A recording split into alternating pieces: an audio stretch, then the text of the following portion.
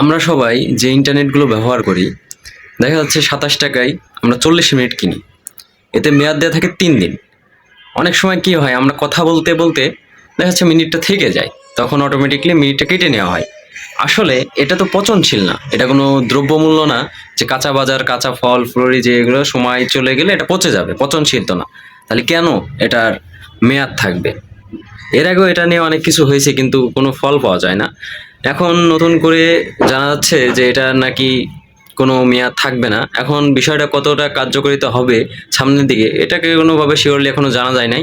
এখন এটা নিয়ে সেভাবে প্রস্তুতি করে নাই। আর আপনারাই বিবেচনা করুন যে আপনি যখন এমবি কিনতেছেন বা মিনিট কিনতেছেন, তখন ওখানে একটা নির্দিষ্ট সময় থাকে। এই সময়ের ভিতরে আপনি যদি ওটা ব্যবহার না করতে পারেন, তো পরবর্তীতে দেখা যায় ওটা আপনার আর ব্যালেন্সেও যোগ হয় না, বা আপনার থাকে না ওইটা। ব্যালেন্সে যোগ হয়ে গেছে পরক্ষণে আপনি সাথে সাথে যদি কিনেন, তখন ব্যালেন্সে ওরা যোগ করে দেয়। কিন্তু ওরা তো পরবর্তীতে কেটে নেয়। কিন্তু এটা যে টাকা, এবার আবার আসেন যে টাকাটা যখন রিচার্জের টাকার ১ মাস মেয়াদ থাকে। এটা মেয়াদ থাকার কি প্রয়োজন আছে?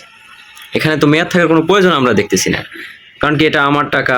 এটা তো কোনো, বা শাকসবজি যেটা বললাম ওটা তো পচনশীল না যে এটা পচে যাচ্ছে, যার কারণে আপনারা এই রুলস রেগুলেশন গুলো তৈরি করছেন।